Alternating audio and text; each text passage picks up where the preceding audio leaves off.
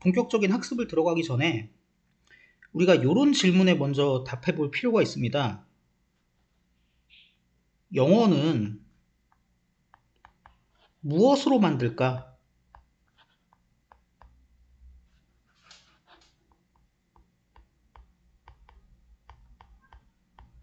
즉, 영어의 재료는 무엇일까? 라는 질문이죠.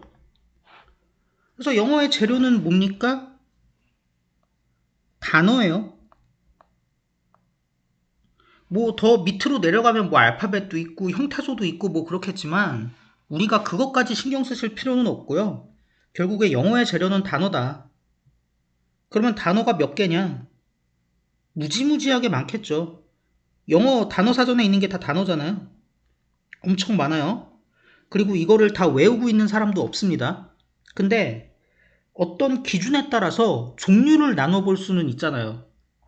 지구에 인간의 수는 바글바글 하지만 뭐 성별이라는 기준에 따라서 나눈다면 남자 여자 두 종류가 나오고 국적이라는 기준에 따라서 나눈다면 뭐 한 290 몇 종류가 나오는 것처럼 단어를 몇 가지 종류로 나눠볼 수는 있을 거예요. 그래서 의미라는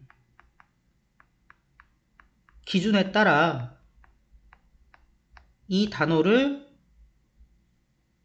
8종류로 구분할 수 있다는 거죠. 그리고 이게 우리가 이미 익히 알고 있는 팔품사를 얘기하는 겁니다. 그래서 팔품사가 있어. 팔품사는 외운다기보다도 그냥 물어보면 여러분 입에서 자동으로 나와야 돼요. 그래야 되는 이유는 팔품사 자체에 대한 문제가 나와서 그런 게 아니라 수업하면서 저랑 최소한의 그 용어는 통일이 돼야 되니까. 내가 뭐 여기 있는 거 뭐 명사니 형용사니 뭐 이런 얘기 할 때 못 알아들으면 안 되잖아요. 그래서 팔품사는 명사, 대명사, 동사, 형용사, 부사, 전치사, 접속사가 있습니다. 그래서 지금 이거를 일일이 다 하진 않을 거고 몇 개만 좀 해보면 형용사 같은 경우는 우리가 뭐라고 배우냐면은 대상의 성격을 나타내 명사를 꾸미는 것이라고 배웁니다. 꾸민다는 게 별 내용이 아니고 뭐 예를 들어서 레드 애플 있었으면 레드가 지금 형용사잖아요. 근데 레드 없었으면은 그 꾸밈 받는 그 사과가 뭐 빨간색인지 덜 익어서 초록색인지 썩어서 검은색인지 몰랐을 거 아니야. 근데 레드가 꾸며주니까 정보 하나를 우리가 얻게 된 거죠. 이런 게 이제 형용사고요.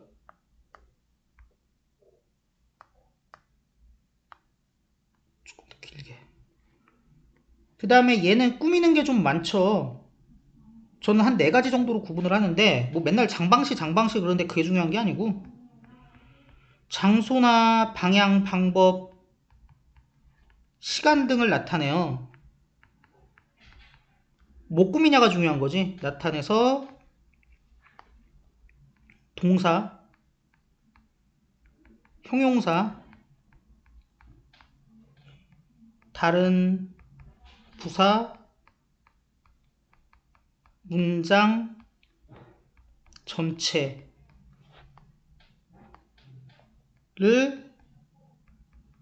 꾸밉니다. 이거는 근데 이것도 마찬가지야. 외운다기보다 상식적으로 너무 당연한 얘기거든요. 이거는. 그리고 전치사는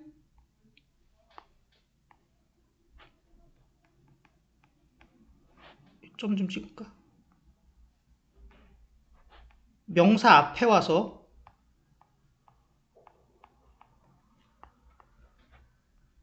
전치사, 명사라고 생긴 팀을 만들고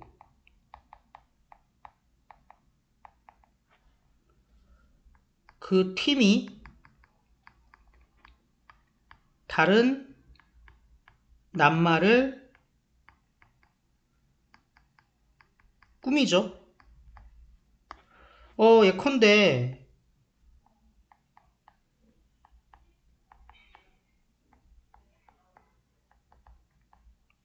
이렇게 했을 때 전치사 지금 어디 있어요? 여기 있잖아요. 명사 앞에 와서 팀 짰나요? 짰죠?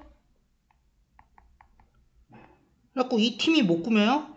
앞에 있는 책이라는 명사를 좀 꾸미고 있죠? 이런 성격을 가지고 있는 게 전치사다라고 보시면 됩니다. 자, 외울 거 없어요, 여러분 지금. 그 다음 문장의 요소 혹은 필수 요소, 사요소 등등등 이라는 거에 대해서 배워보겠습니다. 문장의 요소라는 건 문장 안에서 단어가 하는 역할을 말해요. 얘도 예문으로 한번 보죠.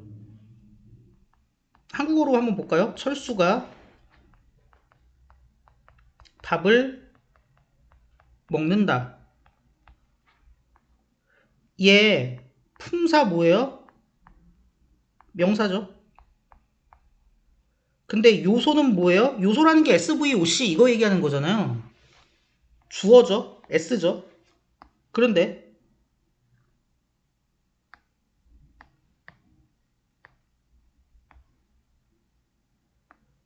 제가 같은 문장에서 이걸 지워버렸어. 이러고 다시 물어볼게요. 품사 뭐예요? 명사예요.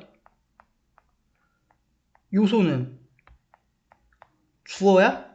아니야. 이거 아무것도 아니야. 왜? 요소라는 건 문장 안에서 단어가 하는 역할이니까. 문장이 없는데 무슨 요소가 있어요. 그래서 앞으로 제가 얘기할 때 뭐 이거 명사죠? 그러니까 이거 뭐 품사 뭐예요? 라고 물어봤을 때 S요, V요, O요, C요 이렇게 대답하면 안 돼요. 마찬가지로 내가 여기서 이거 요소 뭐예요? 라고 물어봤을 때 명사요, 대명사요 이런 식으로 대답하시면 안 된다고요. 품사와 요소를 구별해 주셔야 됩니다. 그리고 다음에 보시면 상식적으로 이제 품사가 결국에는 영어의 재료니까 품사가 요소 역할을 해주는 걸 거 아니야. 근데 우리가 생각해 봤을 때 형용사, 빨간, 아름다운 이런 게 S 역할을 할 리는 없죠. 다시 말해서 아무 품사나 아무 요소 역할을 하는 게 아니라 특정 품사가 특정 요소의 역할을 해준다라는 거죠. 그러면 어떤 품사가 어떤 요소의 역할을 하는지를 알아놓으셔야 될 거예요. 자, 먼저 이렇게 어차피 대명사는 명사 대신 하는 거니까 그냥 묶었어요. 얘가 뭐의 요소의 역할을 합니까? S, O, C의 역할을 하죠. 그리고 뭐 얘야 당연히 아이고 이거일 거고 그 다음에 얘는 어떻습니까? 이걸 뭘 외워서 처리하려고 하지 말고 상식선에서 이 역할이에요. 그 다음에 감탄사 안 썼다.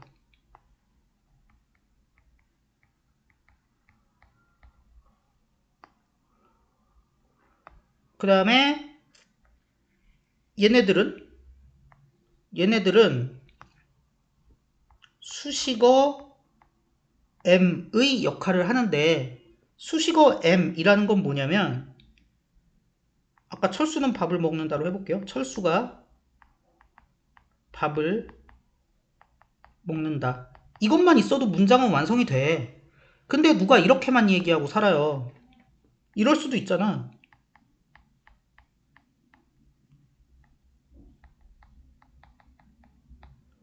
그런데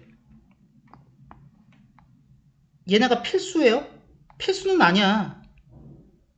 그래서 처음부터 이 요소에 사요소에 못 꼈던 거고 하지만 우리의 언어 생활을 풍요롭게 해줄 수는 있겠죠. 이런 애들이 수식어 M입니다. 있으면 있고 없으면 없는 애들인데 그래서 형용사랑 부사랑 구별하라는 문제 많이 나오거든요. 이거 구별하는 기준이 있어야 될 거 아니야. 첫 번째 기준은 뭐겠어요?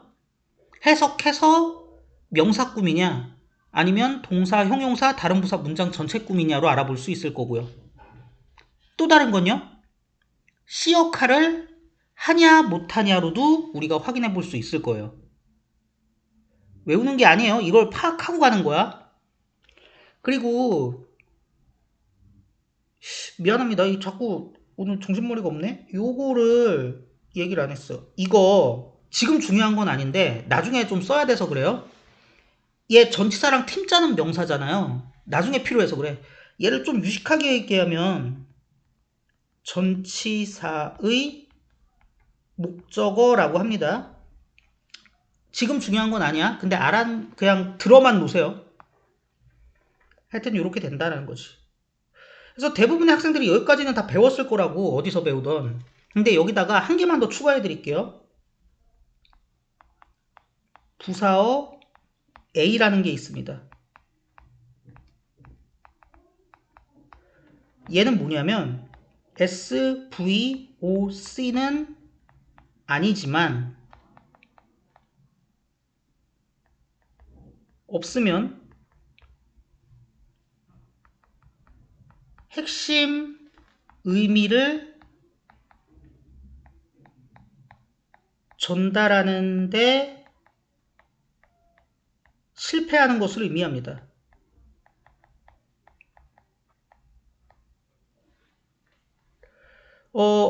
이렇게 얘기할 거 없이 바로 그냥 예문으로 하나 가볼게요. 한국이 있어요.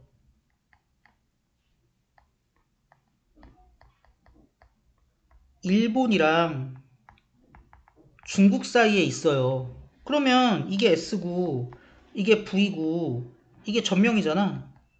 근데 지금까지 우리가 배운 거에 따르면 SV, OC, M을 배웠으니까 전치사니까 수식어 M이겠네? 그 얘기는 있으면 있는 거고 없으면 없는 거네? 그럼 이거 없어도 돼요? Between Japan and China? 그렇지가 않다라는 거죠. 왜냐면 진짜 전달하고 싶은 얘기는 한국이 있다라는 거기보다는 어딨냐? 일본과 중국 사이에 있다. 라는 얘기를 하고 싶은 거잖아요. 그래서 요런 애들을 부사어 A라고 합니다. 그래서 뭐 전명으로 쓰셔도 되고 A로 쓰셔도 됩니다. 저는 이제 그냥 제 버릇이 그렇게 생겨갖고 전명으로 쓰는데 뭐 A라고 쓰신다고 당연히 뭐 상관없고요. 그래서 우리가 배운 지금 문장 요소는 어떻게 되는 거예요? S, V, O, C, M, A가 되는 거죠. 그러다 보니까 좀 재밌는 현상이 생기는데 여러분은 피지 마세요.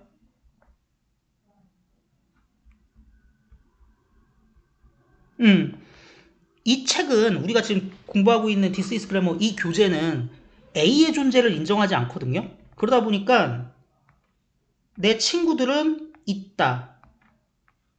도서관에. 이거 사실 A잖아. 근데 얘는 A를 인정을 안 하기 때문에 사실 이 문제는 SV 찾아서 쓴 다음에 나머지 다 M 처리하라는 거거든. 그래서 이 되게 쉬운 문제예요. 근데 만약에 A의 존재를 우리가 추가해갖고 이걸 푼다 그러면 요거는 쉽지가 않겠죠.